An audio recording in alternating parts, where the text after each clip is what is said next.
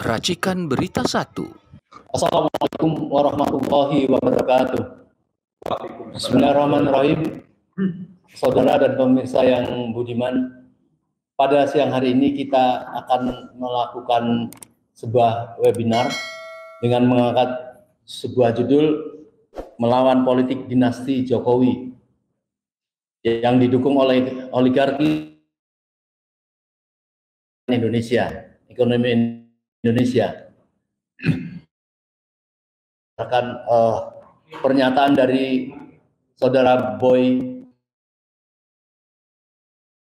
Thohir yang dia mengatakan bertekad akan memenangkan Pilpres satu putaran, dan dia mengklaim didukung oleh 9 oligarki termasuk dia, yaitu yang mempunyai sepertiga ekonomi Indonesia.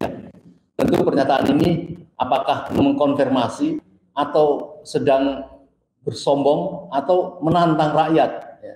Seolah-olah dia akan bisa menguasai pemenangan Pilpres dalam satu putaran. Tentu tulisan atau unggahan dia sudah banyak yang menangkap dengan tajam sekali, ya. Dan pada siang hari ini kita minta beliau juga menjadi salah satu narsum. Selain ada Bapak Dr. Maulana Batubara dari IRES, dan ada seorang aktivis mantan anggota DPR Bapak Ahmad Yani yang sekarang menjadi ketua Partai Masyumi. Oligarki, ada Masyumi, ada racikan, banyak, ya, tidak bisa saya sebut satu-satu, ya. Semoga ada One TV One. Insya Allah akan berjalan lancar pada siang hari ini. Kami mohon kepada Bapak Prof. Antoni Budiawan untuk memberikan paparannya di depan. Silakan. Oke.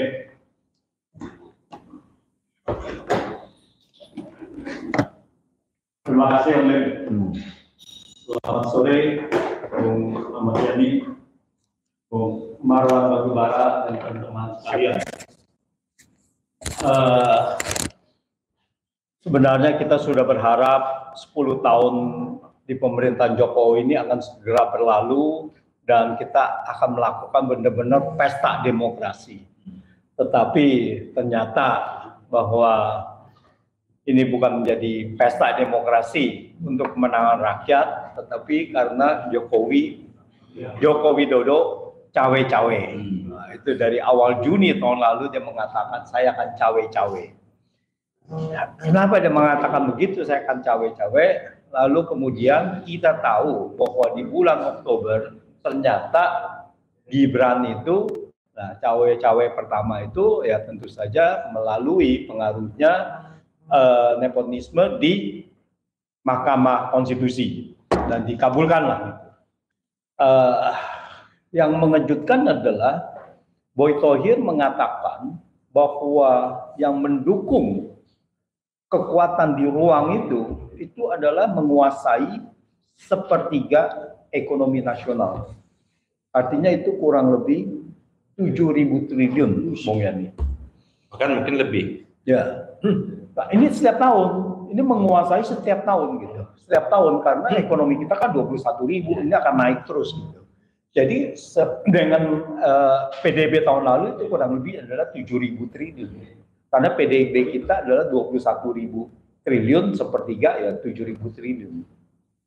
Nah, dengan kekuatan begitu, mereka ingin waktu 2014 dan 2019 mereka masuk politik, tetapi masih sebagai mungkin penyumbang, ya, penyumbang dana kampanye, dan itu dimaklumi, itu terjadi semua di belahan dunia.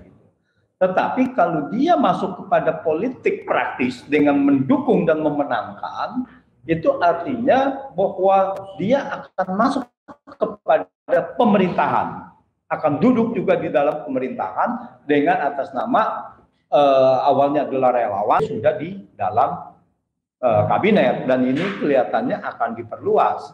Dan kita tahu di kabinet ini juga banyak dari pengusaha-pengusaha, apakah itu dia sebagai Dewan Penasehat Presiden dan sebagainya begitu. Jadi ini sudah terang-terangan ini. Jadi artinya apa? Indonesia masuk kepada transformasi menjadi negara oligarki benaran. Gitu. Jadi sudah tambah tedeng aling-aling lagi, sudah benar-benar. Dan itu menurut Boy Thohir didukung oleh Jarum Group, Sampurna Group, Adaro Group, lalu ada yang namanya wanita terkaya di Indonesia, yaitu Ninin katanya, Ninin Subianto ya. Kalau nggak salah itu adalah United Tractor ya, atau United Tractor atau Trakindo, saya tidak begitu jelas gitu. Trakindo ya. Nah, inilah. Jadi cawe-cawe ini sudah sedemikian rupa, ini adalah sudah mau mencengkram Indonesia, mencengkram negara Indonesia, dan pertanyaannya adalah apakah dengan penguasaan ekonomi sepertiga ekonomi ini mereka belum cukup, di mana 168 juta orang Indonesia, penduduk Indonesia pada tahun 2022 itu hanya memperoleh 10% dari ekonomi nasional gitu. Jadi kalau kita lihat pendapatan per kapita yang tadi 168 juta orang itu kurang lebih pendapatan per kapitanya 12 semuanya 10% ya, 10% dan dia di 30%. Itu bisa berbanding 1:500.000 rasionya, pendapatan rata-ratanya. Jadi kekayaannya itu sudah menjomplang dan jauh melebihi kesenjangan sosial di zaman penjajahan Belanda. Penjajahan Belanda itu cuma baru sekitar 300 kali gitu. Jadi pendapatan per kapita orang Belanda yang ada di Indonesia dan mereka pribumi. Dan sekarang kita lihat pribumi itu 168 juta hanya menikmati 10% dari ekonomi nasional. 10% itu adalah kurang lebih 210 triliun dibandingkan mereka, 2.100 triliun dibandingkan dengan 7.000 triliun, tetapi dia hanya sekitar mungkin 10 orang, 100 orang gitu. Itu luar biasa gitu. Nah, jadi pemerintahan Jokowi ini sudah melanggar banyak undang-undang, etika dan moral. Ditambah dengan kemudian Pak Jokowi secara terang-terangan mengatakan ingin berkampanye. Bahasanya adalah bahwa presiden boleh berkampanye, boleh memihak. Nah, ini adalah puncaknya. Puncaknya bahwa dia all out untuk memenangkan Gibran. Sebenarnya dia tidak memenangkan Prabowo, karena kalau Gibran tidak ada di Prabowo, dia tidak akan memenangkan Prabowo gitu. Jadi dia ingin memenangkan Gibrannya. Nah, ini adalah satu yang sangat bahaya dan ini akan menimbulkan benar-benar disintegrasi. Karena pada bulan lalu, ya, akhir Desember, itu ada survei di Sumatera, ya, bahwa dari pemuda ISMI mengatakan kalau pemilu curang, maka mereka siap untuk menolak pemilu ini, dalam arti mereka juga siap untuk disintegrasi.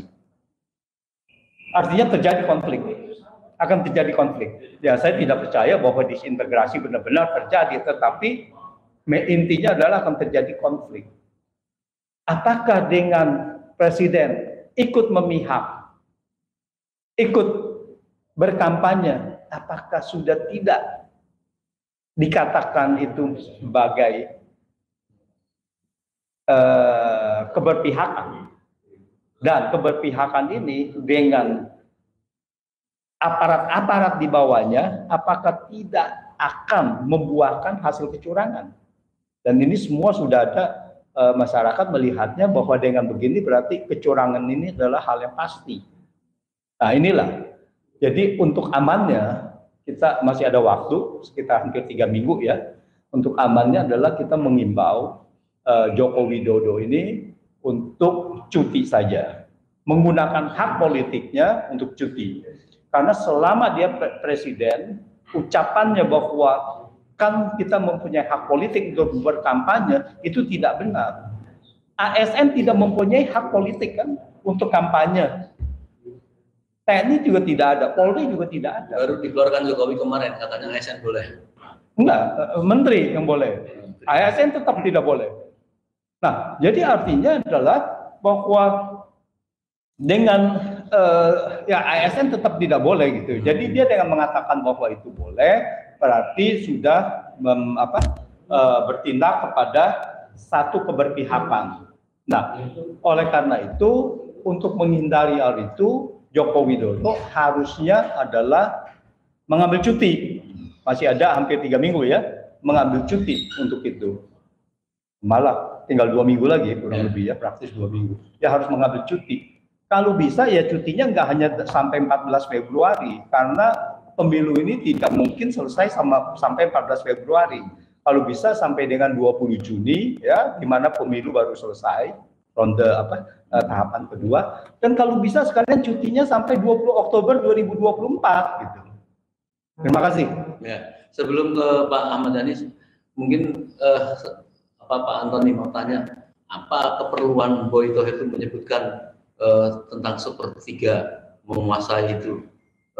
Apakah tujuan untuk ada konfirmasi atau untuk jalur-jalur kecurangan atau seperti apa? Atau karena angka itu sebenarnya angka yang sebenarnya atau angka yang supaya tidak dituduh terlalu besar atau terlalu kecil? Ya, kita sulit karena untuk mengetahui secara jelas, tapi pengakuannya bahwa itu adalah kekuatan segelintir orang ini menguasai sepertiga ekonomi Indonesia, itu adalah sudah sangat mengejutkan sekali. Ini adalah satu kesenjangan sosial yang sangat besar sekali di dunia. Bahwa apakah itu benar sepertiga atau tidak, ya kita tidak tahu, dan kita harus berasumsi apa yang disampaikan itu adalah benar gitu. Dan ini adalah bentuk satu arogansi bahwa dengan mengatakan kekuatan sepertiga ekonomi Indonesia siap untuk memenangkan Pilpres ini.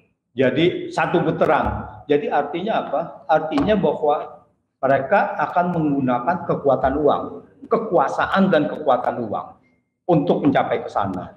Dan semua itu bisa dilakukan dengan 7.000 triliun kekuatan mereka, ya tentu saja mereka bisa melakukan untuk memenangkan satu putaran. Dan tentu saja dengan cara begitu adalah dengan cara yang tidak normal, bukan dengan cara luber dan jurdil kan gitu kan. Itu pasti ada yang dilanggar di situnya tuh. Apakah jujurnya, adilnya, yang lainnya gitu. Jadi ini adalah kekuatan uang. Jadi yang seperti saya katakan bahwa di sini adalah oligarki melawan rakyat jelata.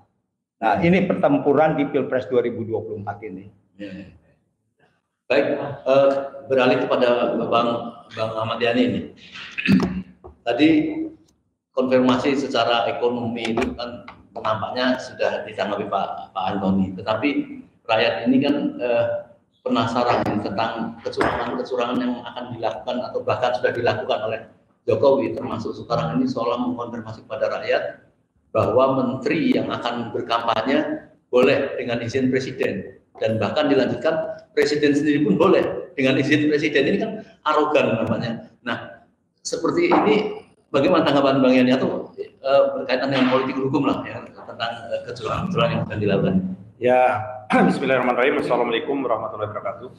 Yang pertama, kita kan menyangkut masalah politik dinasti ini. Sesungguhnya ketentuan kita itu baik TAP MPR ya, TAP MPR nomor 11 maupun TAP MPR nomor 6 etika maupun di Undang-Undang nomor 28 tahun 1999 maupun Undang-Undang tentang dinasti politik itu sesungguhnya walaupun dibatalkan ya oleh MK, tetapi spirit dan semangatnya itu sudah membatasi yang disebut dengan politik dinasti.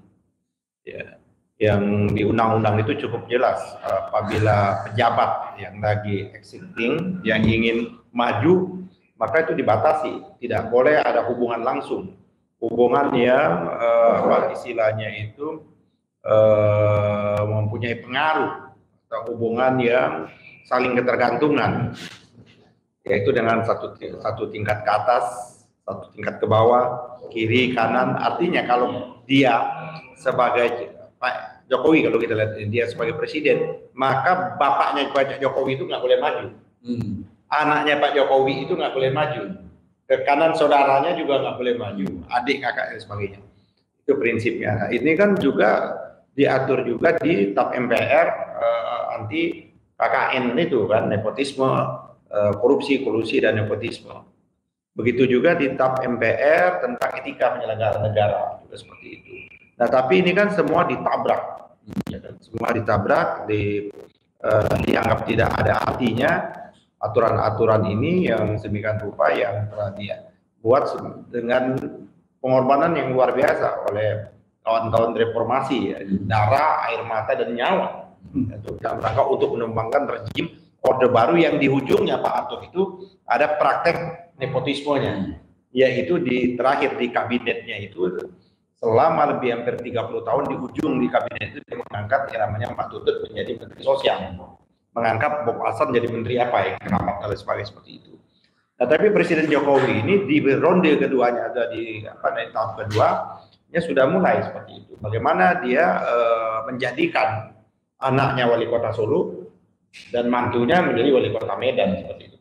Yang ini secara semangat, secara spirit, paradigma reformasi atau nilai-nilai reformasi itu tidak boleh sebenarnya itu, tapi itu kan ditabrak dengan aturan-aturan yang dibajak juga, membaca aturan-aturan itu hanya sepihak, bahwa di undang-undang kita sudah dibatalkan dan boleh seperti itu. Yang kedua, juga ada ingin melangsungkan, kan politik dinasti ini sesungguhnya ingin melangsungkan kekuasaannya terus-menerus seperti itu. Ya kalau itu dibolehkan, jadi kalau Pak Jokowi ini yang 10 tahun dia berkuasa, nanti si Gibran ini jadi wapres, ya kan, dia bisa mungkin wapresnya 10 tahun juga, setelah itu running lagi presiden, 10 tahun berikutnya, setelah itu anaknya, nanti itu yang itu bisa 40 tahun, bisa 50 tahun seperti itu untuk menguasai republik ini. Nah, selain itu ada, kenapa hal ini dia ingin lakukan? Karena proyek yang dia inginkan pada diri dia langsung itu kan gagal. Apa proyek yang dia inginkan itu adalah melanjutkan masa jabatan presiden, yang juga itulah tema reformasi kita, mendorong atau membatasi jabatan presiden dari yang boleh berkali-kali dibatasi menjadi 2 kali. Itu juga mau ditabrak oleh Pak Jokowi dengan menggunakan cara berbagai macam langkah dan lain sebagainya yang 3 periode. Kita lihat berapa banyak pejabat-pejabat Polda itu mengkampanyekan untuk 3 periode. Gagal 3 periode, dia ingin memperpanjang masa jabatannya. Gagal juga masa jabatannya, itulah yang dikemukakan oleh Prof. Antoni tadi, dia ingin cawi-cawi. Dan kita sebenarnya cawi-cawi, pernyataan cawi-cawi ini sudah menyatakan dia bisa dikualifikasi melanggar pasal 9 Undang-Undang Dasar kita. Pasal 9 itu kan presiden itu, supaya kita nggak salah ya, sebelum memangku jabatan dia bersumpah tuh. Sebelum memangku jabatan presiden dan wakil presiden bersumpah menurut agama dan berjanji. Sumpahnya itu apa? Ya, demi Allah saya bersumpah akan memenuhi kewajiban Presiden Republik Indonesia dengan sebaik-baiknya, seadil-adilnya, memegang teguh Undang-Undang Dasar dan menjalankan segala undang-undang dan peraturan dengan seluruh-seluruhnya. Ini kan ada kata-kata sebaik-baiknya, seadil-adilnya, seluruh-seluruhnya seperti itu. Nah, artinya presiden memang nggak boleh. Presiden itu kan dia bukan presidennya kelompok tertentu. Dia presidennya Republik Indonesia, presidennya tadi 200 berapa Prof? 80 juta. 280 negara Indonesia. Dia presidennya Partai Masyumi, dia presidennya Partai Golkar, dia presidennya Partai PDIP, Partai Demokrasi Indonesia Perjuangan, dan lain sebagainya seperti itu. Oleh karena itu maka tidak boleh sesungguhnya presiden itu mengkampanyekan seperti itu. Kalau dia mau kampanye, ini ada undang-undang dulu kita buat di Prof, saya ingat betul. Tapi sayang lagi-lagi malapetaka bangsa kita ini banyak juga kena MK. Kita buat juga kalau pejabat daerah, ya kan, bupati, waktu itu masih bupati, wali kota, gubernur mau maju masih jabatan, maka dia 6 bulan sebelum maju dia harus mundur. Itu kita buat pada waktu itu. Tapi ada yang mengajukan pada waktu itu pejabat gubernur di Lampung di MK dibatalkan. Tapi yang lebih lucu lagi, yang melaksanakan, yang memegang kekuasaan eksekutif tidak dilarang, malah DPR yang dilarang. Kan DPR itu tidak punya akses terhadap kekuasaan. baik anggota DPR maupun anggota DPRD, dia tidak punya akses mengelola uang yang ada di eksekutif itu. Justru sebaliknya, justru DPR-nya dilarang, DPD-nya mundur, eksekutif boleh. Ini yang menurut saya Mungkin saya potong sebentar Pak Yani. Ini masyarakat ini kan penasaran. Tadi Pak Yani juga menyampaikan sebenarnya tidak boleh, sebenarnya tidak boleh. Sebenarnya kepastian hukumnya itu seperti apa? Ya, itu. Misalnya seorang menteri atau siapa yang sedang mau jadi cawapres atau capres, kan mestinya dia kan cuti, tapi kan faktanya diperbolehkan. Terus mestinya seperti apa masyarakat? Ada sebenarnya gini, ada dua hal ya. Kalau dia menteri ya, ini karena kita ini kan pemilu kita ini serentak ya. Kalau dia menteri itu kebetulan ketua umum partai, boleh nggak dia kampanye untuk partainya? Boleh. Kampanye untuk partainya. Ya kan boleh dia kampanye untuk partainya. Tapi pada waktu dia ingin kampanye, itulah makanya pada waktu menjelang pilek atau pilpres kalau dia presiden, atau pilgub atau dia pilgub, seperti itu pejabat-pejabat di daerah, selayaknya memang dia harus paling tidak itu mundur atau setidak-tidaknya cuti. Setidak-tidaknya tadi yang dikemukakan oleh Prof. Antoni. Nah kayak sekarang ini kan lucu, jadi dagelan apa yang dibuat oleh ketua KPU. Boleh Pak Jokowi untuk berkampanye, tapi Pak Jokowi harus izin presiden. Ya presiden itu ya Jokowi sendiri gitu loh. Itu pembodohan itu pada publik, no? Ada gobloknya luar biasa gitu ya. Rakyat menghina itu. Satu yang kedua, boleh dia tidak mudah menggunakan fasilitas. Bagaimana mungkin presiden itu tidurnya dari tidur bangun tidur itu sudah melekat fasilitas negara pada dirinya. Bagaimana dia mau melepaskan? Kalau kayak gitu kita tanya, Pak Jokowi dia kemarin kalau dia maju dia menggunakan mobil mana? Mobil kepresidenan. Kalau nggak dia boleh mobil sendiri, bawa mobil sendiri, bawa supir, jangan ada pengawalan Pak Presiden. Dan itu kan bertentangan dengan undang-undang yang lain. Karena itulah hak privilege yang diberikan undang-undang kepada presiden itu melekat yang namanya hak protokoler. Hak protokoler itu nggak bisa lepas walaupun dia cuti.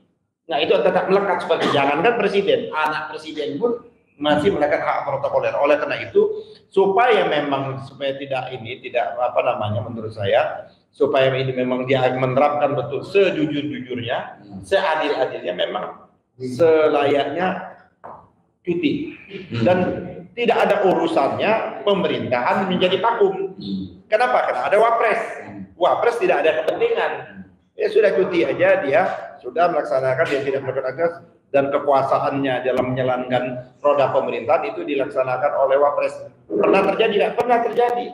Kalau presiden itu berangkat ke luar negeri, acting presiden dalam negeri itu wapres. Seperti itu. Jadi bukan hal yang kiamat kalau seperti itu aja. Sekarang seolah-olah kalau presiden ada, seolah-olah terjadi kevakuman pemerintah. Nggak ada kevakuman seperti itu. Itu yang itulah ya Pak Omnim ya. Jadi menurut saya argumentasi apa yang dikemukakan oleh Pak Jokowi berkali-kali masuk dalam pasal wilayah impeachment, masuk wilayah pemakzulan. Itu banyak hal, pasal-pasal ya kan, banyak keterangan, tindakan, perbuatan yang dilakukan oleh Pak Jokowi ini sudah betul-betul melanggar sumpah dan janjinya. Oleh karena itu saya betul-betul menghimbau kepada kawan-kawan DPR, gunakanlah hak menyatakan pendapat itu. Gunakanlah hak menyatakan pendapat, dan tidak ada hubungannya kita mau pemilu nggak? Impeachment hal yang tersendiri, yang namanya pemilu lain. Karena menyelenggarakan pemilu ini bukan Pak Jokowi. Yang menyelenggarakan pemilu ini adalah badan yang disebut mandiri di Undang-Undang Dasar, itu KPU. Proses impeachment boleh. Sampai kapan impeachment? Sampai tanggal 20 Oktober masih bisa dilakukan. Kenapa? Harus kita memberikan pelajaran. Harus memberi pelajaran kepada presiden-presiden yang akan datang, dan tidak boleh melanggar konstitusi. Itu yang bab yang pertama. Bab yang kedua, pernyataannya Erick Thohir. Boy Thohir. Menurut saya itu dia kecilkan angkanya. Sepertiga itu Pak Antoni. Sesungguhnya para oligarki ini ya kan tidak sepertiga. Saya tahu hampir kalau kita mengatakan 80% lah para oligarki ini sudah berpihak. Dia sudah 80% itu sudah menggunakan seluruh daya, potensinya, sumber dayanya untuk memenangkan pasangan tertentu. Dalam hal ini adalah 02 ya kan. Apa yang dikemukakan oleh Boy Thohir itu dia hanya memperkecil aja seperti itu. Nah oleh karena itu menurut saya tadi Pak Profesor Antoni sudah menyatakan ini memang melawan peradaban manusia. Dari sejak dulu biasanya para pemilik uang, para kapitalis, para oligarki, dia tidak terlibat langsung ke dalam. Dia hanya memberikan sponsor, dia ada bagian itu, tapi di Indonesia kali ini dia mau terlibat langsung. Dulu dia cukup kendalikan saja 9 orang ketua umum partai dia bayar, tapi sekarang dia ikut mau jadi pemain juga. Ini tidak pernah dalam sejarah politik Indonesia, tapi ini mulai sejak rejimnya Jokowi. Zamannya rejimnya SBY, para oligarki, dia duduknya di belakang. Sekarang dia mau tampil ke depan. Jadi dia kekuasaan ekonomi yang dia sudah ambil sedemikian rupa. Mereka besar bukan karena kerja keras. Kalau kita mau jujur, para konglomerat ini mereka besar bukan karena kerja keras, bagaimana kerja kerasnya rakyat, tapi mereka sukses karena menggunakan fasilitas-fasilitas negara. Menggunakan akses yang luar biasa, baik di dalam sumber daya alam maupun sumber daya ekonomi. Dia mendapat hak-hak privilege untuk mendapatkan utang di perbankan dan lain sebagainya seperti itu. Tapi nggak apa-apa, kita catat pernyataannya Boy, ini kan tidak akan lama lagi, nanti penggantian rejim ini kita usut dan bila perlu kita tangkap mereka itu. Ya, kita masukkan mereka itu ke penjara. Banyak kejahatan-kejahatan yang sudah kita laporkan, ada kejahatan vaksin, ya kan? Jangan lupa, ada kejahatannya goto. Nah, itu orang jangan lupa ada goto itu. Membajak alun lagi kejahatan-kejahatan di bidang pertambangan, perkebunan dan sebagainya. Oleh karena itu mereka oligarki ini memang ketakutan betul kalau terjadi rejim ini, karena mereka takut dimasukkan penjara. Saya kira nanti kita buat saja kalau rejim ini berganti, apakah itu Pak Anies atau Pak Ganjar, IKN itu kita buat penjara, buat penjara buat mereka itu. Kita masukkan ke penjara di IKN itu sendiri. Baik, saya tahan dulu. Jadi saya setuju sekali, clear sekali tentang Boy mengeluarkan angka itu pasti orang tidak jujur kan pasti ada maksud tentang mengecilkan atau membesarkan. Itu clear, saya setuju ya. Kemudian nanti saya akan kejar lagi masalah bagaimana tentang Gibran tetap masuk hasil dari MK yang masyarakat tentu menilai cacat. Itu sudah apa nanti saya kejar itu. Saya ke Pak Marwan dulu nih. Pak Marwan, kita tahu bahwa Pak Marwan sangat banyak sekali penelitian sama sekarang minum kali. Jadi sekarang dari kelihatan bahwa itu seolah mereka menguasai harta Indonesia sepertiga. Nah, sebenarnya mereka memulai seperti itu. Apa Pak Marwan pernah melihat cara-cara ilegal yang disampaikan Pak Ahmad Yani atau boleh dikatakan mencuri atau tidak terdeteksi oleh negara atau seperti apa? Bagaimana dunia? Ya, sebelum saya jawab itu, saya perlu menyapa dulu ya bicara dan bisa ya atau menonton acara ini baik online sekarang maupun nanti kalau sudah disebar dalam bentuk video-video. Ya, terima kasih.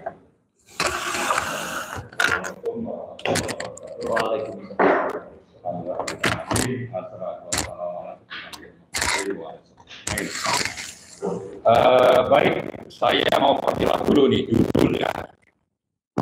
Judulnya itu melawan politik dinasti Jokowi,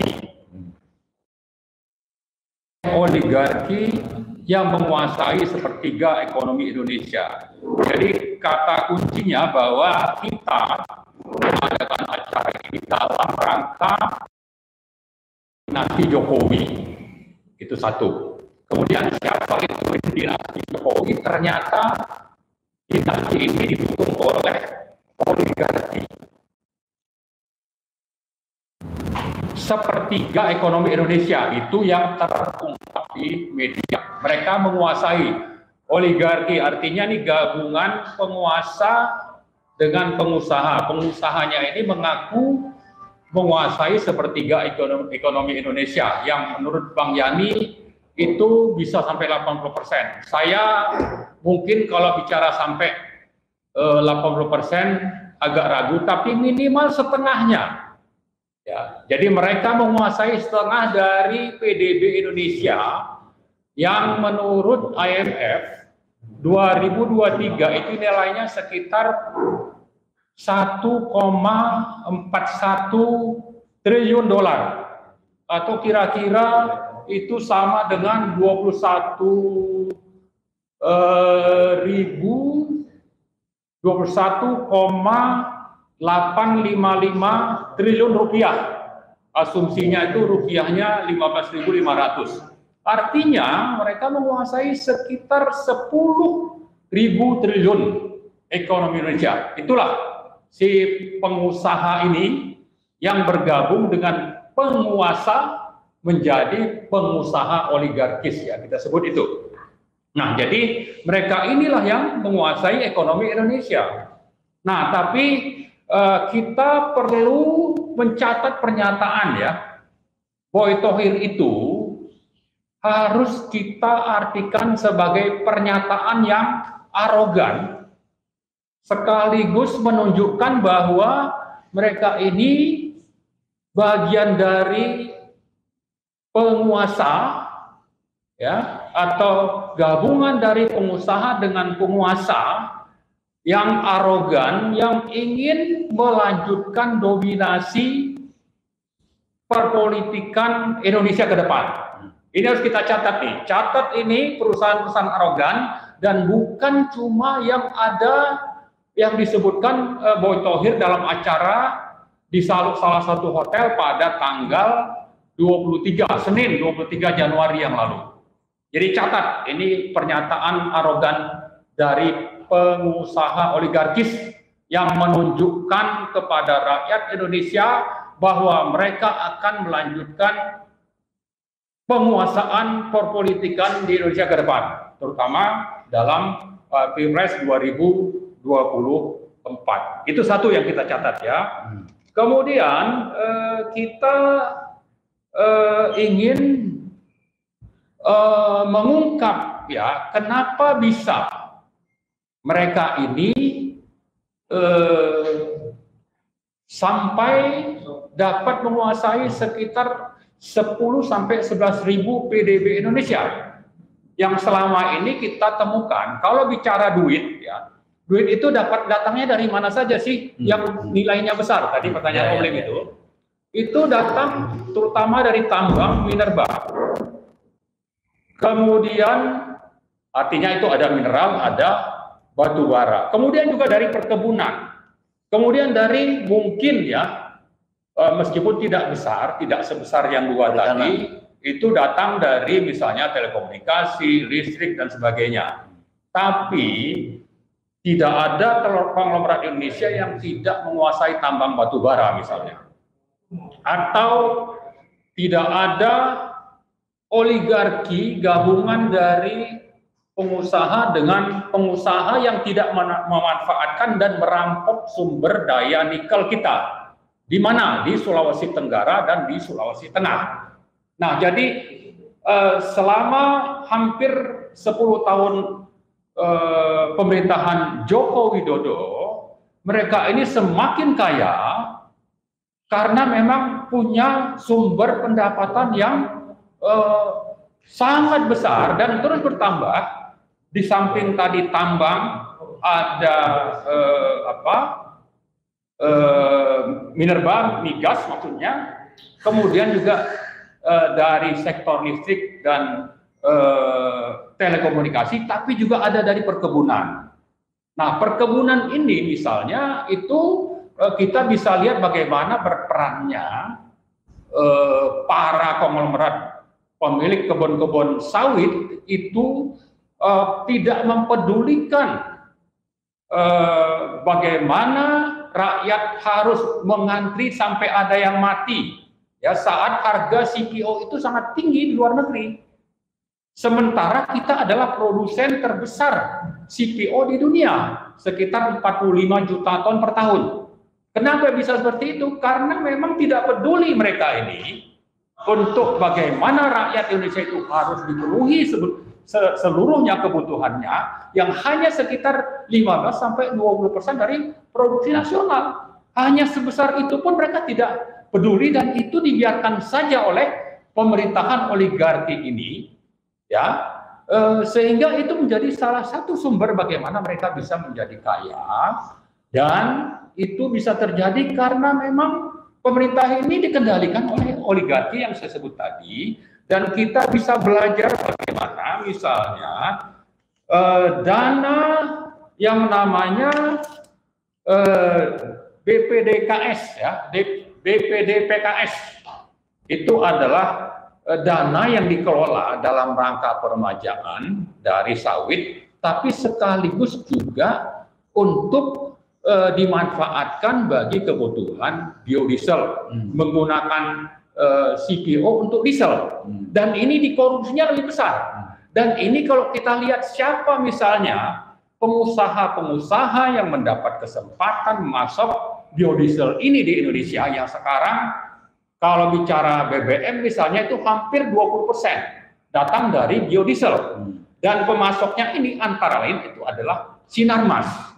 Nah, jadi kembali tadi kepada siapa pengusahanya, maka kita akan temukan bukan cuma 9 yang disebut Boy Thohir, tapi juga di sana ada Sinarmas. Ya, dan yang lain-lain yang menguasai sektor-sektor yang saya sebut dari sumber daya alam dan dari perkebunan tadi. Itulah yang perlu kita lihat selama ini. Dan kenapa itu bisa terjadi? Karena mereka terlibat dalam pembuatan kebijakan dan undang-undang. Kalau kita lihat misalnya saat perubahan undang-undang Minerba, tim dari pemerintah itu justru lebih banyak datang dari para pengusaha. Ya, pengusaha untuk apa? Untuk menetapkan perubahan undang-undang Minerba dari Undang-Undang Nomor 4 2009 menjadi Undang-Undang Nomor 3 2020. Apa yang terjadi sebetulnya di sana, ya, itu adalah bagaimana kalau menurut undang-undang lama kontrak mereka habis, maka lahan tambang yang masih menyisakan sumber daya batu bara itu harus diserahkan kepada pemerintah. Lalu pemerintah membahas dengan DPR, dan itu menurut pasal 33 harusnya diserahkan kepada BUMN milik Indonesia. Harusnya seperti itu, tapi oleh rezim oligarkis ini yang memang banyak dikuasai atau dipengaruhi oleh para konglomerat, salah satunya itu tadi disebutkan adalah Boy Thohir, itu mereka membuat kebijakan dan undang-undang untuk bagaimana? Untuk bisa mencapok sumber daya alam itu. Maka kalau kita lihat misalnya ada ya, yang ada Boy Thohirnya di situ, tahun 2022 yang lalu mestinya kontrak PKP 2B-nya berakhir. Tapi dengan perubahan undang-undang itu otomatis dapat perpanjangan 10 kali 2 tahun atau 10 tahun kali 2. Ya, dan ada Berau. Siapa itu Berau? Pemiliknya Sinarmas misalnya. Maka Sinarmas dapat perpanjangan yang harusnya tahun ini habis kontraknya, itu dapat perpanjangan. Dan nilai dari sumber daya batu bara kita yang sekitar 20 miliar ton, ya, itu kalau diuangkan dengan harga, itu nilainya kira-kira sekitar dengan 60 tadi, itu kira-kira sekitar 10.000 atau 7.000 sampai 10.000 triliun. Nah, sekarang kalau kita lihat sepanjang 2023, harga rata-rata batu bara itu sekitar 120-an, 2 kali lipatnya. Dan konglomerat ini menguasai sekitar 80 sampai 90% dari sumber daya batu bara yang nilainya 10.000 ton tadi, 10.000 triliun tadi. Mereka menguasai 80%. Yang punya BUMN itu paling antara 6 sampai 8%. Mungkin ada ya perusahaan-perusahaan buram ya. Tapi 80% itu memang dikuasai oleh konglomerat yang memang mendukung Jokowi sejak 2014, 2019, dan sudah menyatakan dukungan di 2024.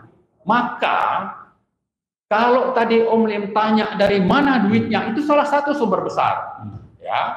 Dan mereka dengan uang yang besar itu bisa membeli pejabat dan bisa membayar para penguasa yang ada di pemerintahan Indonesia. Nah, jangan lupa saat Undang-Undang Minerba dibentuk itu yang mimpin antara lain adalah Menko yang namanya Airlangga Hartarto misalnya. Nah, itu di sektor batubara. Kalau kita bicara di nikel, ini lain lagi ceritanya, ya.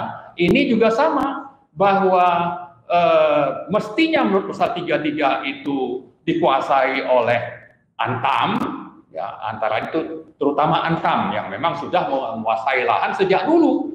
Tapi lahannya itu pelan-pelan dicaplok oleh konglomerat, didukung oleh aparat negara. Lalu kita misalnya ingat setahun yang lalu ada penyeludupan nikel sampai 5 juta ton. Kenapa itu bisa terjadi? Dan dari mana itu tambangnya? Ternyata tambangnya itu antara lain berasal dari tambang milik Antam yang dicaplok lalu diseludupkan. Siapa? Kenapa ini bisa terjadi? Karena didukung oleh aparat. Siapa pelakunya? Ya konglomerat dan orang-orang yang ada di partai politik.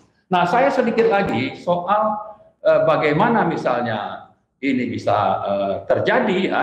Dan kita bicara tadi tentang batu bara, bagaimana itu aset ribuan triliun bisa dikuasai oleh konglomerat dan mayoritas itu sekarang mendukung paslon nomor 2 karena memang bagian dari oligarki yang dipimpin oleh Joko Widodo, ya. Maka untuk bicara tentang nikel yang sangat dibanggakan sebagai objek hilirisasi, ya, bahwa ada biji timah tidak mau diekspor seperti sebelumnya, tapi diolah, lalu ini diklaim sebagai keberhasilan.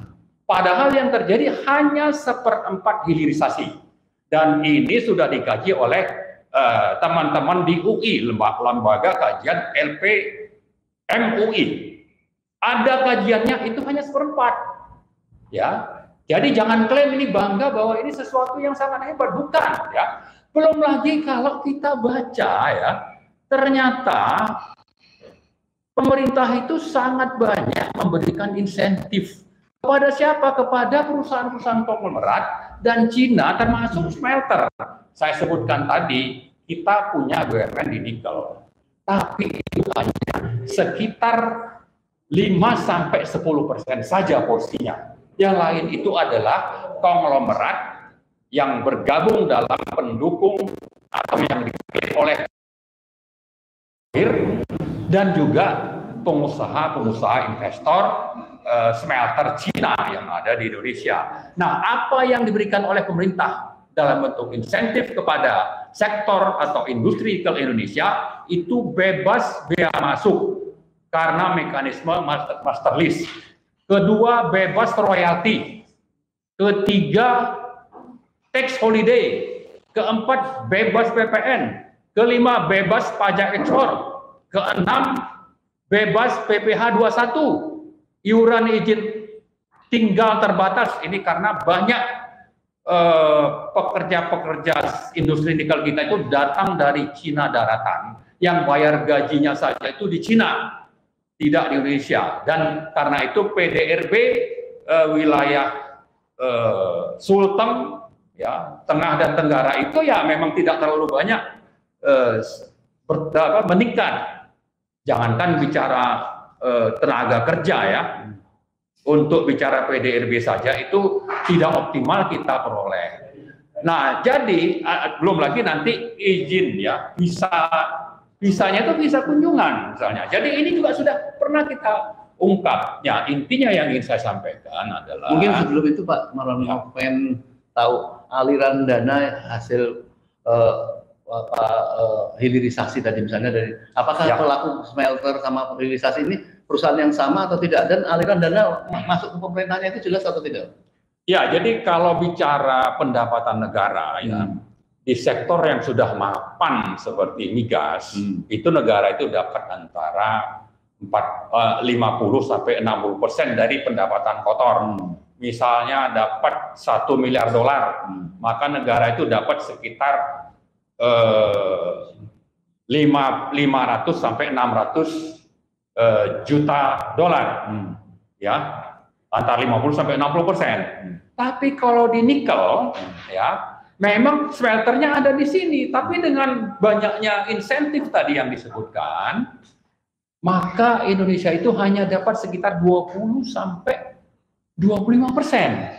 Kemana sisanya? Ya kepada konglomerat, kepada aparat pendukung oligarki, dan paling besar itu ya ke Cina. Karena Cina lah yang menjadi tujuan ekspor barang seperempat jadi tadi, Cina lah yang menjadi investor di smelter-smelter, tapi Cina yang menjadi investor ini pula yang mendapat insentif. Jadi negara itu ya dapatnya nanti. Itu pun kalau memang masih ada sisa tambangnya. Nah, belum lagi ya kalau bicara nikel ini sebetulnya ada kejahatan sistemik oleh rezim ini, misalnya ya melarang ekspor bagi penambang-penambang lokal domestik karena katanya sudah ada hilirisasi. Tapi mereka dipaksa menjual dengan harga yang lebih rendah dari harga yang tercatat misalnya di bursa London ya, tentang harga nikel. Dijual dengan harga lebih murah kepada para pemilik smelter Cina ini. Nah, belum lagi nanti kalau bicara tentang bagaimana pemerintah itu tidak mempedulikan BUMN, dihambat untuk terus bisa berkembang atau digerogoti sumber-sumber daya alamnya. Nah, jadi dengan begitu sebetulnya saya sudah menjawab mudah-mudahan ya kalau dari sawit tadi uang-uang besar itu ada di tambang SDA, maksudnya ada di sawit, mungkin di listrik, ada di telekomunikasi. Dan itu sudah terjadi dan itu bisa dilihat kalau ingin diaudit. Nah, masalahnya siapa yang akan audit? Nah, tapi yang lebih penting adalah kita kembali tadi ke judul. Judul dari acara kita ini bahwa klaim Boy Thohir itu di samping arogan, tapi ini juga menunjukkan bahwa oligarki ini akan melanjutkan kebijakan yang merampok SDA Indonesia ini. Misalnya kita bicara tentang perkebunan, lahannya milik negara, tapi rakyat harus mati untuk mengantri misalnya saat harga tinggi. Kenapa? Karena memang pemerintah itu tidak berdaya menghadapi oligarki ini. Dan ini akan terjadi. Pemerintah klaim hilirisasi, tapi siapa yang menikmati? Ya oligarki. Karena saya tadi kelupaan bahwa memang ada smelter, ada saham Indonesia, tapi kalau ditelusuri sahamnya ini adalah saham nama samaran, perusahaan mungkin terdaftar di mana, karena di balik itu ada pejabat-pejabat negara, apakah itu dari kepolisian, ya oknum-oknum nih, ya mungkin dari pemerintahan atau dari angkatan, ada dari TNI dan sebagainya, dan juga dari partai. Mereka bisa disusupkan ke sana, dan saya punya teman, saya kira Pak Antoni juga pernah diceritakan ini bagaimana ya pejabat-pejabat negara itu disuap dengan dapat saham di perusahaan-perusahaan smelter. Dengan begitu urusan lancar, termasuk dalam mengendalikan harga dalam negeri yang lebih rendah dibanding harga pasar. Nah, dengan begitu ya kembali tadi pernyataan Boy Thohir ya bahwa yang akan terjadi kalau kita tidak melawan rezim oligarki dan pengusahanya sudah mendeklar arogansi untuk menang satu putaran, ya kalau kita tidak lawan ini maka siap-siaplah perampokan ini akan berlanjut. Makanya saya setuju dengan Pak Antoni. Kita sudah jelas ini ada pertarungan antar kelas. Kelas yang menguasai ekonomi, menguasai uang, dan ingin menguasai politik, dilawan rakyat yang tidak berdaya karena uangnya terbatas, dan dipaksa untuk menerima berbagai kecurangan dan perampokan yang mereka lakukan. Nah, pada kesempatan ini saya menghimbau, mari kita bergabung dalam kelas rakyat tertindas, rakyat miskin yang jumlahnya sekitar 25-60 juta kalau menurut ukuran BPS yang per harinya itu 550 rupiah per hari per bulan per kapita, dibanding misalnya kalau bicara Bank Dunia itu jumlahnya itu menjadi 168 juta karena patokannya adalah $2 per hari per kapita. 1,1 juta di bawah 1,1 juta per orang per bulan. Ya, jadi artinya begini, kalau kita ingin kedaulatan negara ditegakkan, SDA itu dikuasai oleh negara untuk sebesar-besar kemakmuran rakyat, dan itu harus dikuasai oleh BUMN misalnya, dan ini diperkuat oleh putusan MK nomor 36 2012 dan nomor 85 2013 bahwa sumber daya alam itu harus dikuasai negara dan pengelolanya itu harus BUMN. Dan ini sudah hilang kesempatan ini.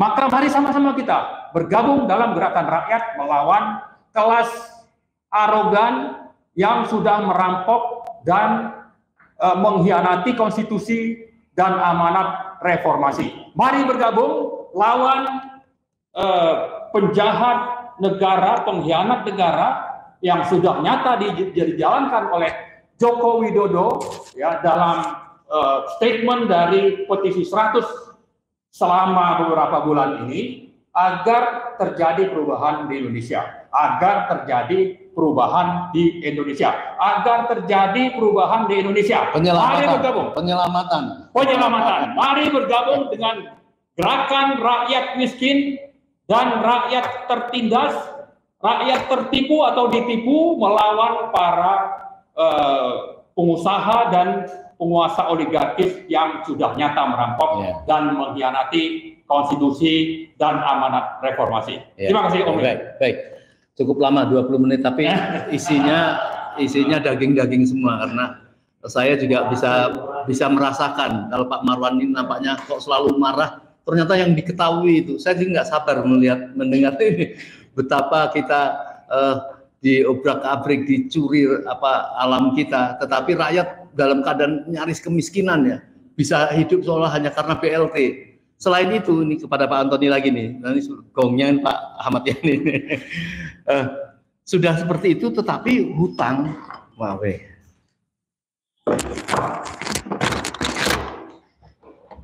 hutang sudah melampaui dari aturan-aturan yang sudah ditetapkan dalam konstitusi, tetapi masih seperti itu. Maka apa yang dilakukan Boy Thohir tadi, pernyataan seperti itu menurut saya pernyataan yang gampang. Di sisi lain itu dia sudah buka-bukaan berapa konglomerat atau beberapa oligarki yang sudah tergabung di situ. Rakyat sudah tinggal bisa memetakan aja kalau kurang ajaran mereka ini. Seperti apa Pak?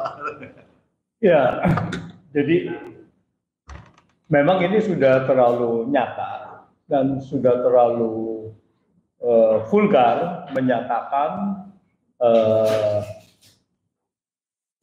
apa? Perang kelas yang tadi dikatakan antara bahwa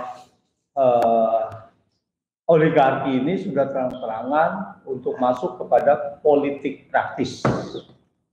Jadi seperti Bung Yani juga tadi katakan, jarang sekali bahwa mereka itu berpolitik praktis. Jadi kalau mereka memang mau berpolitik praktis, seharusnya yang normal adalah mereka masuk partai politik, lalu meninggalkan bisnisnya secara fungsi dan sebagainya gitu. Jadi tidak memakai itu. Tapi ya sekali lagi bahwa ini adalah memang apa yang dikatakan Pak Marwan tadi, bahwa kepentingan dari politik ini adalah akhirnya kepentingan uang. Akhirnya ke sana gitu. Yang tadi saya katakan bahwa sepertinya ekonomi, penguasaan ekonomi, sepertinya mereka ternyata belum cukup gitu. Lalu mereka mau menguasai lebih lanjut. Ini sangat berbahaya. Kita punya ekonomi ini sudah, kalau saya hitung Gini koefisien kita dari pendapatan itu sudah, perhitungan saya udah lebih dari 0,6. Gini koefisiennya 0,6. Dengan pernyataan dari Boy Thohir kemarin itu kelihatannya lebih dari 0,6. Ya, dengan segelintir orang itu yang di dalam ruangan menguasai 30% ekonomi Indonesia, ini memicu kesenjangan sosial yang sangat tinggi sekali. Gini koefisien apa artinya? Dengan di atas 0,5 itu sudah rentan terhadap konflik sosial. Di atas 0,5. Di atas 0,6 seperti sekarang, tinggal tunggu pemicu dan akan terjadi konflik sosial.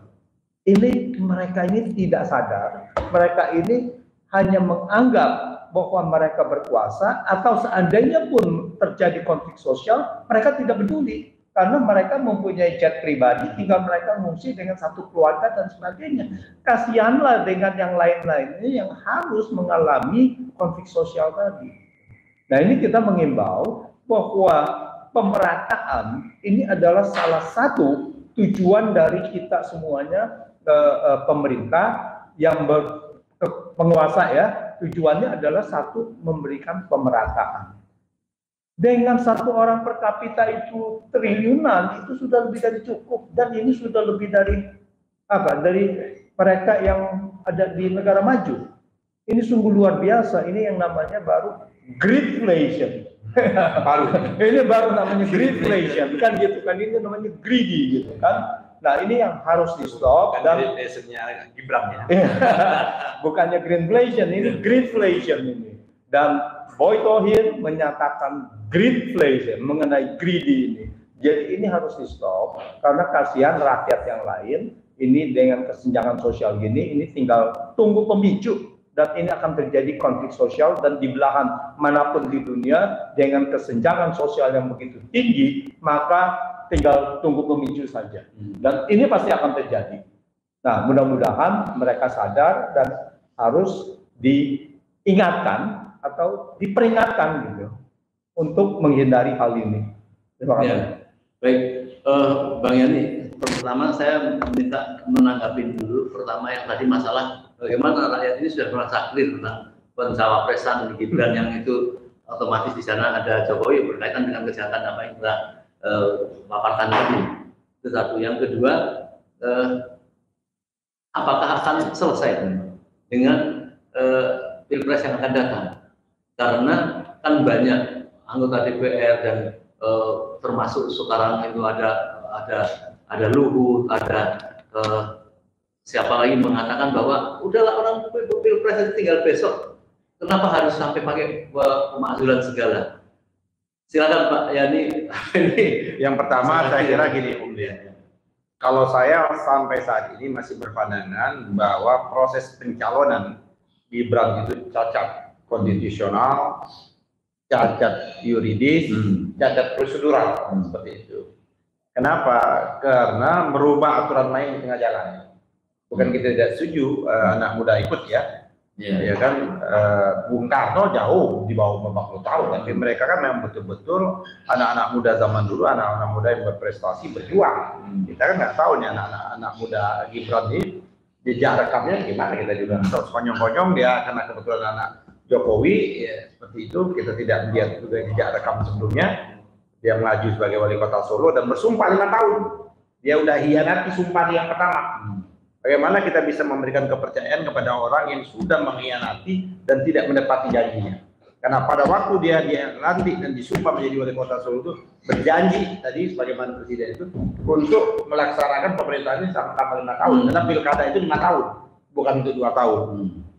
Nah, terus yang kedua adalah karena boleh saja memang Mahkamah Konstitusi menyatakan bahwa keputusannya final dan binding dan mengikat. Tapi putusan Mahkamah Konstitusi terikat juga dengan pasal 6 Undang-Undang Dasar, pasal 20 pasal 5 Undang-Undang Dasar dan pasal 20 Undang-Undang Dasar. Bahwa Mahkamah Konstitusi tidak boleh menabrak pasal 5, kekuasaan membentuk undang-undang itu ada di DPR, kekuasaan membentuk norma itu ada di DPR, pasal 20 juga seperti itu.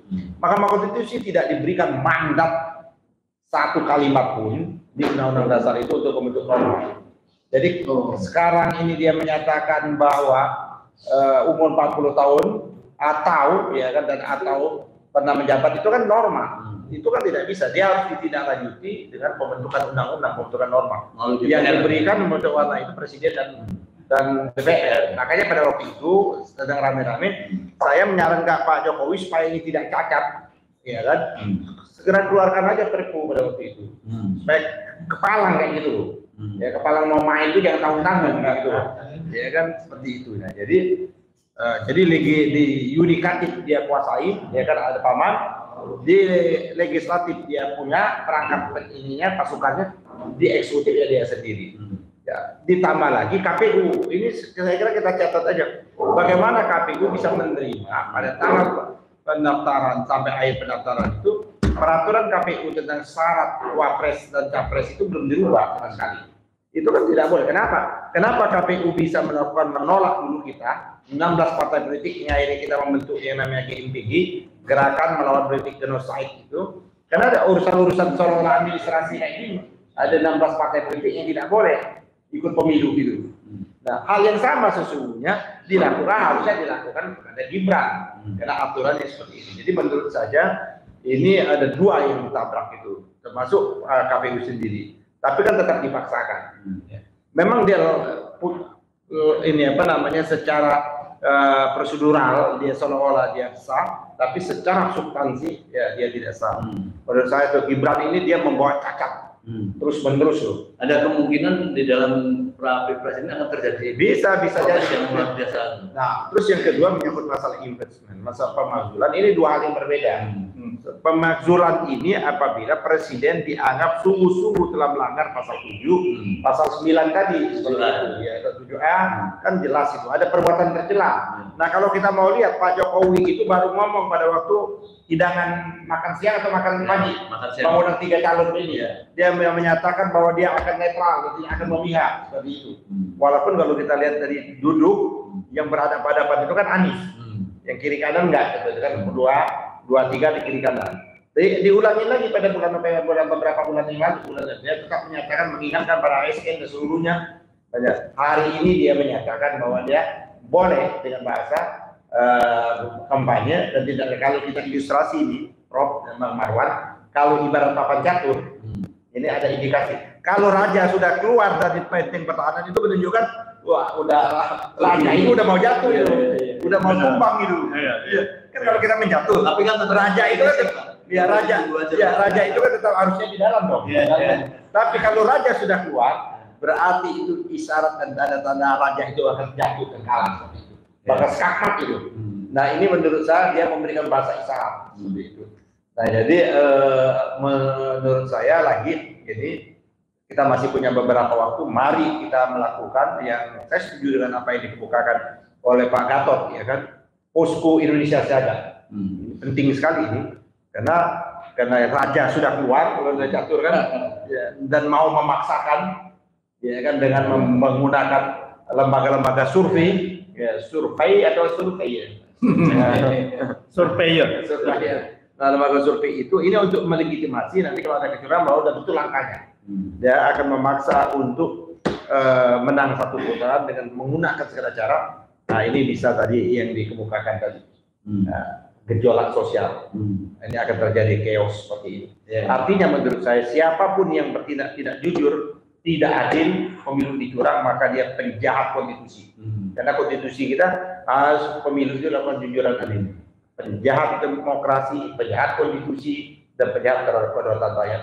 Kita catat saja, kan Boy Thohir sudah menyatakan seperti itu. Kita catat saja, ya kan, dia kan tadi seperti bagaimana dikemukakan oleh Pak Marwan, dia tidak pengusaha yang hebat kok, pengusaha yang mendapat fasilitas, ya kan, karena dia dikasih fasilitas untuk mengeruk tambang, kita menjadi dia kaya, ada aru itu.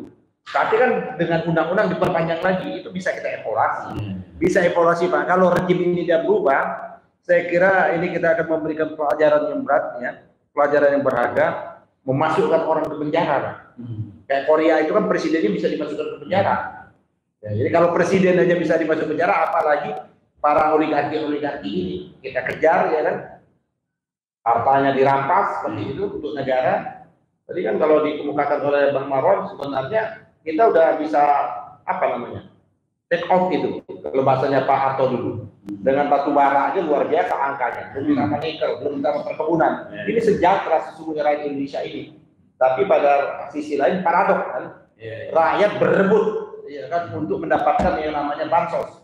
Itu kan menunjukkan tingkat kemiskinan kita semakin tinggi, Pak. Dan itu dilakukan oleh presiden, dan dilakukan presiden, dan bahkan ada menteri menyatakan seolah-olah bansos itu miliknya dia. Bansos itu miliknya rakyat. Kalau negara tidak mampu mesejahterakan rakyat, mampu belum mampu mensejahterakan memakmurkan rakyat, maka pemerintah wajib yang namanya itu memberikan bantuan sosial, wajib mensubsidi dan lain sebagainya.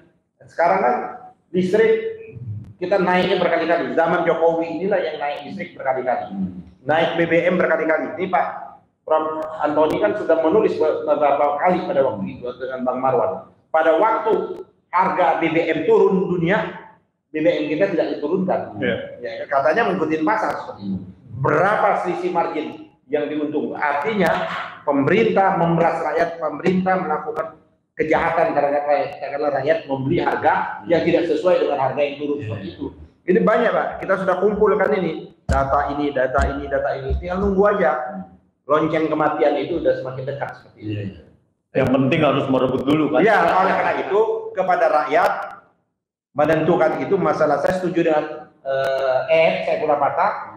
Ya, masalah Jokowi ini apakah dia selesai sebelum pencoblosan, apakah pos pencoblosan itu urusan kedua. Tapi pada tanggal 14 Februari kalau kita betul-betul ingin menghentikan rejim ini, kita hentikan dengan tangan kita bahwa untuk tidak memilih dan menyoblos para yang namanya capres bagian dari oligarki atau didukung oleh oligarki yang ingin melanjutkan kesengsaraan ini, yang ingin melanjutkan tambang kita dikuasai, dalam kata Bang Marwan, tambang batu bara kita dieksploitasi, dikuasai, terus perkebunan kita dikuasai, dilanjutkan dengan harga-harga yang memuncak. Saya kira itu harus kita hentikan. Oleh karena itu perubahan itu ada sebuah keniscayaan. Menurut saya waktunya tanggal 14 Februari nanti rakyat berbondong-bondong ke TPS mengawal, kalau ada curang lawan. Ya baik. Kalau ada curang perang. Curang perang. Padahal ada curang perang. Padahal curang sudah. Tunggu ini kemarahan rakyat ini tinggal waktunya saja ini. Baik Pak Antoni, Pak Marwan dan Pak. Saya saran gini Pak Marwan, Bang ini Pak Prof. Antoni, kita ini kan kelompok profesional, kelompok terdidik. Ya, kayaknya kelompok kelas menengah ini kita sudah waktunya juga kita pemimpin dan turun. Saya mau lah Pak Marwan atau Bang Godi. Baik, saya mau memberikan closing statement ya, masing-masing 5 menit paling lama. Terutama mengomentari dari judul tema kita sekarang ini. Boy Tohir bertekad untuk memenangkan pemilu 1 putaran. Dan dengan membuktikan bahwa mereka mempunyai kekayaan apa yang disampaikan, ternyata setelah kita bongkar kan luar biasa kejahatan itu dari perolehan mereka. Nah, bagaimana untuk mengantisipasi ini? Karena kita tahu sekarang ini paslon nomor 2 ke daerah-daerah menyiapkan 2 miliaran, ternyata tidak ada yang datang di dalam suasana itu. Apakah itu mau dijadikan 1 putaran? Bagaimana logika membangun? Silakan 5 menit Pak Antoni, kemudian karena dekat Pak Antoni ini ya, habis ini Pak Marwan. Ya, itu mengenai retorika 1 putaran menurut saya hanya menjilat saja, menjilat di situ kepada di situ hadir ya Pak Prabowo ya, itu menjilat saja bahwa kami akan memenangkan 1 putaran. Tetapi sebetulnya mereka tidak ada daya untuk memenangkan itu. Mereka cuma ada uang. Mereka ini bukan politikus. Mereka tidak ada grassroots, tidak ada apa. Palingan mereka untuk menggunakan politik uangnya gitu kan. Nah ini yang harus dijaga. Kekuatan mereka cuma uang. Mereka tidak ada. Nah, bahwa mereka ini mengatakan bahwa itu akan memenangkan dan sebagainya, itu dalam bentuk penjilatan, di mana kalau mereka itu menang dan mereka tahu bahwa menang ini adalah tentu saja berkolaborasi dengan Joko Widodo, kan gitu kan ya. Yang ini yang sebetulnya mempunyai kekuatan, bahwa dia mempunyai kekuatan dari angkatan-angkatan, maksudnya dari ASN dan sebagainya begitu. Nah, kalau tadi sudah dikatakan kalau ada kecurangan dan ini akan ada disintegrasi, ini harus benar-benar dipikirkan. Kita benar-benar mengharapkan Joko Widodo ini jangan berpikir picik, ya, berpikirlah sebagai negarawan gitu. Karena apa? Karena rakyat sudah tidak bisa dibendung lagi. Ini kemarahan rakyat ini sudah akan memuncak kalau sudah melihat begini gitu. Dan tadi dikatakan dengan ada kesenjangan sosial yang begitu besar, tinggal tunggu pemicu dan kita tidak mengharapkan bahwa itu terjadi. Janganlah mereka itu menantang seperti itu gitu. Pak Harto aja yang begitu kuat akhirnya terjadi. Gitu. Jadi ya itu kita himbau sekali lagi, tapi mereka yang menentukan apakah mereka benar-benar akan melakukan hal-hal yang akan menjurus kepada disintegrasi bangsa atau menjurus kepada konflik sosial. Ya, terima kasih. Bang Yani, apa himbauan kepada masyarakat supaya tidak terjadi mereka nekat melakukan kecurangan secara nekat? Ya, nekat itu banyak yang dia bisa lakukan itu untuk supaya kita bisa melakukan perubahan atau penyelamatan negeri yang sudah terancam bubar atau amburadul ini. Yang pertama tentunya kepada seluruh rakyat Indonesia, karena kita sudah mengalami, sama-sama mengalami ya kan penderitaan ini hampir 10 tahun ini, ya kan? Tidak hanya rakyat rakyat bawah saja, rakyat menengah, dan hampir seluruh rakyat Indonesia, hanya segelintir orang yang menikmati seperti dikemukakan tadi 10-20%. Oleh karena itu kita menggunakan hak kita untuk betul-betul untuk menghentikan rejim ini, maka kita gunakan hak politik kita pada tanggal 14 Februari itu dengan satu, ya kan, kita tidak memberikan dukungan kepada paslon, kepada partai politik yang bagian dari rejim dan bagian dari oligarki. Ya, itu yang pertama. Yang kedua adalah menjaga TPS kita masing-masing, ya, seperti itu. Gunakan alat catat kita, gunakan handphone kita foto dan lain sebagainya. Kalau terjadi kecurangan di tempat, tadi kata Pak Antoni, kalau saya lawan, perangin seperti itu. Dan kita himbaukan juga kasihannya kepada KPPS, jangan mau saudara hanya diperalat, ya kan, seperti itu, hanya digaji, dikasih uang, disogok. Nah, seperti itu, akhirnya melakukan kejahatan dan Anda akan berhadapan dengan saudara-saudara Anda sendiri, akan berhadapan dengan tetangga sendiri, kawan sendiri, karena di TPS yang bersangkutan. Oleh karena itu, catat, potret, foto, ya kan, sebarkan dan kita viralkan. Dan insya Allah saya udah dengar banyak relawan yang punya platform platform digital, ya, platform digital ini untuk memberikan ruang, kayak dari kawan-kawan Muhammadiyah ada, terus kawan Pak Amsari dan sebagainya. Itu pada waktunya nanti akan membuka platform-platform digital untuk rakyat Indonesia memfoto dan melaporkan semuanya. Insya Allah pada waktunya rakyat akan bergerak seperti itu, tinggal kita laporkan, karena itu ada kesadaran semua. Kalau membuat platform digital kan mahal, jadi yang mereka sudah punya, mereka ingin mewakafkan, mensedekahkan programnya digital mereka untuk biar rakyat foto langsung nanti akan dibuat, laporkan ke platform-platform digital yang macam-macam yang punya seperti itu. Nah, kita kawal sampai ke rame-rame dari TPS, kita lihat betul jangan sampai di tengah jalan dibelokkan, ya kan, sampai ke kecamatan. Dan insya Allah saya kira oligarki akan selesai nanti pada tanggal 14 Februari. Jadi masyarakat diimbau untuk bersabar mengawasi sampai selesai. Jangan sampai ada kecurangan dan sampai pemotretan foto kan, hampir rata-rata kan di seluruh rakyat Indonesia kan sudah punya handphone, ya, dan hampir rata-rata handphone itu sudah punya kamera. Saya kira kan mereka juga akan menyaksikan kita seperti ini. Mari kita bergabung dan kita akan membentuk dukungan, mendukung apa yang sudah dikampanyekan oleh Jenderal Gatot Nurmantio untuk membentuk pos Indonesia Siaga. Saya sudah bentuk di mana-mana pos Indonesia Siaga juga. Kita bentuk di mana-mana. Kalau ada yang kurang, kita di situ tempat kita lapor, di situ kita untuk mengawal. Insya Allah, saya yakin betul sehebat-hebatnya dia mau merekayasa, nanti masih ada yang di atas Tuhan Yang Maha Esa, Allah Subhanahu Wa Taala. Tentu akan dengan gerakan kita bersama, kezoliman ini akan kita hentikan, keserakahan ini juga akan kita hentikan, ketidakjujuran ini kita akan hentikan seperti itu. Kalau tidak, apa yang dikemukakan oleh Prof. Antoni, saya yakinnya Pak Antoni, bahwa ini Indonesia akan berakhir dengan sedih. Mungkin negara kita akan tinggal sejarah sebagaimana Uni Soviet pada waktu itu, Yugoslavia. Oleh karena itu, karena kita cinta betul pada negeri ini, kita cinta betul pada NKRI, mari kita teriakkan kalau ada curang bahwa dia penjahat konstitusi, bahwa ada curang dia penjahat demokrasi, dia curang ada penjahat kedaulatan rakyat. Jadi rakyat bilang ini dia penjahat konstitusi, ini dia penjahat demokrasi, ini dia ada penjahat kedaulatan rakyat. Jadi pendukung paslon yang dikhawatirkan berbahaya untuk negeri ini, dia juga penjahat juga. Penjahat, siapapun yang mendukung mendukung baik mendukung sekecil apapun, sebesar apapun dia bagian dari yang akan menghancurkan negeri ini. Iya. Oleh karena itu mari kita lawan bersama-sama. Luar biasa. Terima kasih Bang Yandi. Terakhir Bang Marwan ini. Jadi ada 4 hal sebagai penutup ya.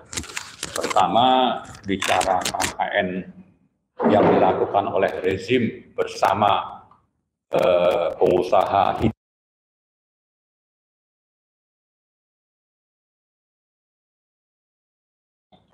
itu salah satu contoh nyatanya adalah bagaimana dana BPD PKS sawit tadi ya. Jadi saya perlengkap nih BPD PKS itu apa? Kepanjangannya itu Badan Pengelola Dana Perkebunan Kelapa Sawit. Ini nilainya selama 6 tahun itu 120 triliun.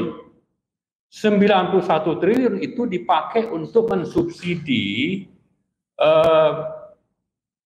diproduksinya biodiesel yang disebut sebagai B20 atau B30. Itu artinya campuran fosilnya itu kalau B20 fosilnya 80%, 20%-nya itu dari sawit.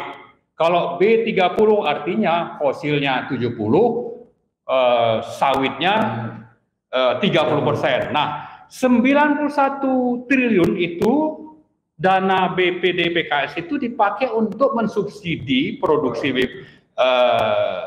biodiesel tadi, dan salah satu pelaksananya itu namanya Wilmar, penikmat dari dana BPD PKS itu. Dan ternyata Wilmar inilah yang menjadikan putra Presiden Jokowi, Kaisang Pangarep, itu bisa menguasai sekitar 40% saham Persis Solo. Kemudian Gibran itu 30%, Erik lewat anaknya itu 20%. Nah, pemilik lama itu hanya 10% Persis Solo. Dan ini istilahnya itu suap atau gratifikasi yang sudah dilaporkan ke KPK oleh teman kita Bang Ubed. Ini contoh nyata ini bagaimana cara kerja oligarki menguasai sektor CPO untuk kepentingan oligarki, tapi juga bisa sebagian dari dugaan korupsi atau korupsinya itu dinikmati oleh keluarga presiden dan Erick Thohir.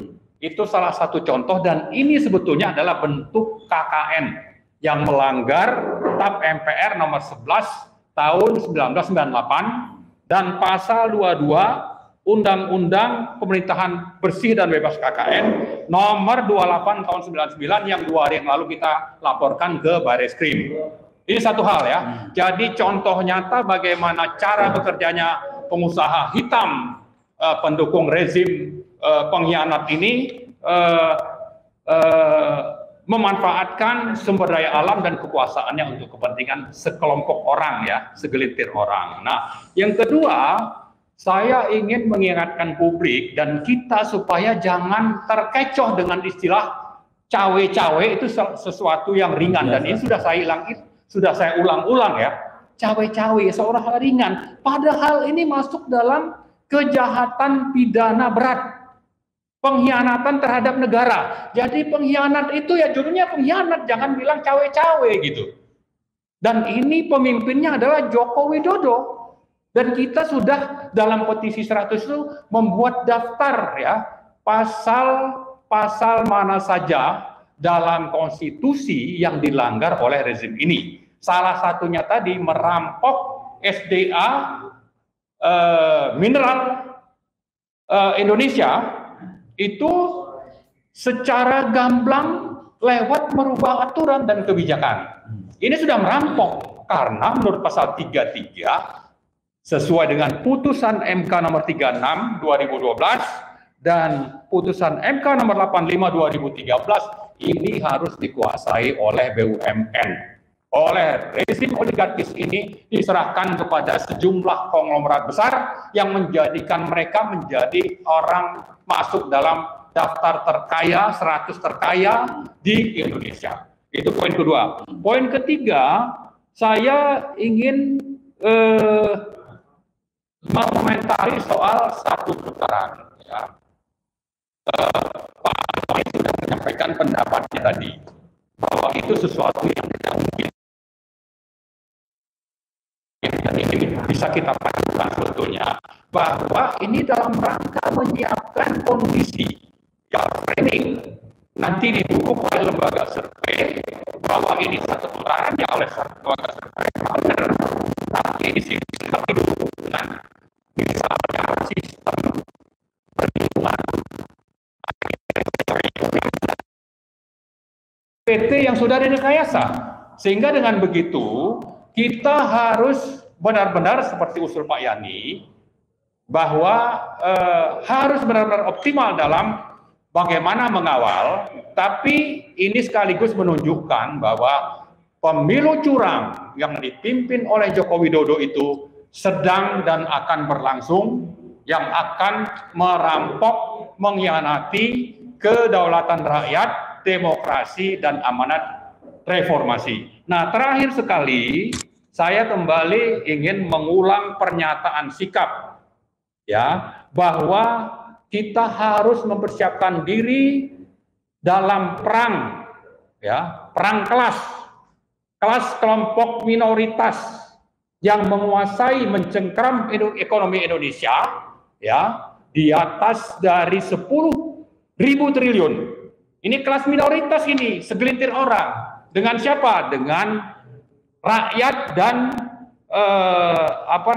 rakyat jelata ya, dan kelas menengah ke bawah. Kita harus bersatu melawan kelas pencengkram ekonomi, sumber daya alam, dan berbagai sumber daya ekonomi lainnya yang sekarang sedang dijalankan oleh rezim Joko Widodo. Jadi intinya, mari siapkan diri Anda, tidak hanya siap untuk datang ke TPS, tapi juga siap menghadapi perang kelas yang tampaknya ini sudah ditabuh gongnya oleh Boy Tohir. Ya, Anda harus siap karena mereka sudah menyatakan perang antar kelas, bahwa mereka menguasai ekonomi, bisa menguasai penguasa, mereka juga bisa menguasai sistem bagaimana ini bisa dicapai ya target ini, dan sebaliknya kita memang tidak berdaya, tapi kalau kita bersatu dalam jumlah yang besar, saya kira kita bisa mengalahkan mereka. Itu saja, terima kasih. Baik, terima kasih. Pemirsa, saudara sekalian, luar biasa dari 3 narasumber kita pada siang sore hari ini, bahwa salah satu penyelamatan awal itu adalah kita harus ikut serta di dalam pilpres ya, yang memang akan berjalan, yaitu dengan bertanggung jawab mengawal.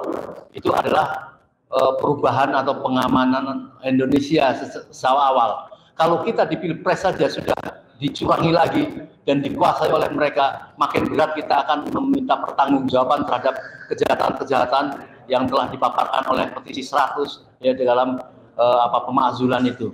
Semoga Allah makin sayang kepada kita sekalian apabila kita memang tidak suka kepada ketidakadilan, tidak suka kepada penjajahan, untuk menegakkan keadilan, kepada kezaliman dan lain sebagainya.